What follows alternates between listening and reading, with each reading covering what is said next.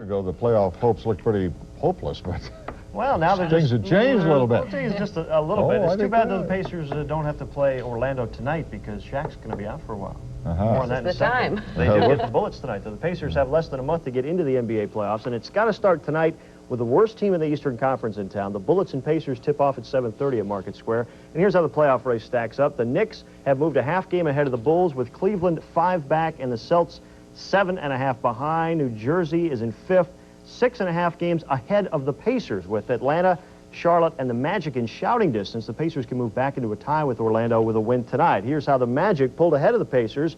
They beat the Pistons last night. Dennis Scott came off the pine, hit 7 of his first 9, and finished with 26. But here's where it gets really interesting. 2 minutes to go. Shaquille O'Neal and Bill Laimbeer down low. Laimbeer wraps up Shaq.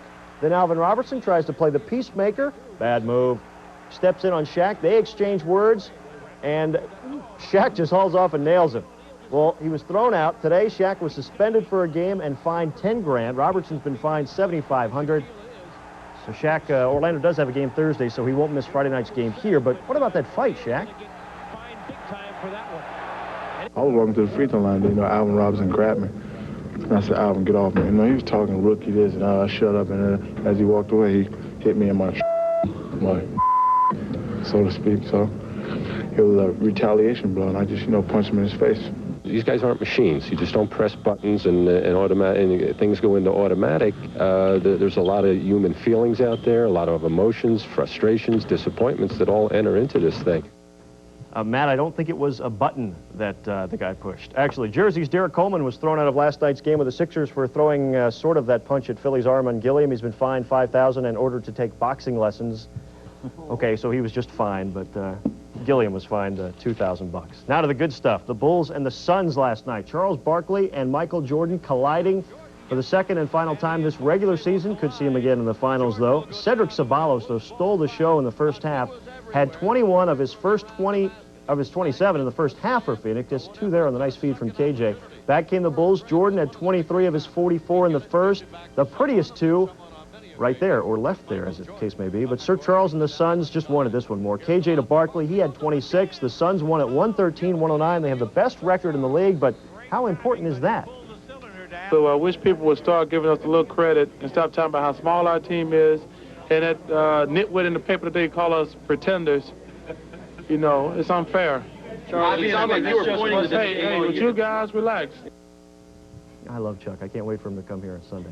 Well, IU's Calvert Cheney and Purdue's Glenn Robinson are 2 of 10 finalists for the Wooden Award, college basketball's Heisman Trophy. They'll announce the winner next Wednesday. Carolina's Eric Montross from Indianapolis is another finalist. The NCAA tournament's down to the Final Four, and the NIT has its dynamic duo tonight. Minnesota and Georgetown meet for the first time ever in a 9 o'clock tip for the title. Highlights on Road to the Dome tonight at 11. Well, Vinny Testaverde has traded one ugly uniform for another. He's now a Cleveland Brown after spending 6 underachieving years with Tampa Bay. The '86 Heisman winner signed a 1-year free agent deal said to be worth almost $2.5 million.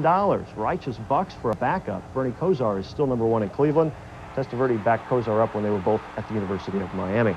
Well, if you're one of those people who never could keep straight the Wales Conference from the Campbell's Conference or the Patrick Division from the Smythe, take heart. The National Hockey League is changing the names of its conferences into Eastern and Western, with divisions named Atlantic, Northeast, Central, and Pacific for next season. But this is the league that has a team called the Mighty Ducks.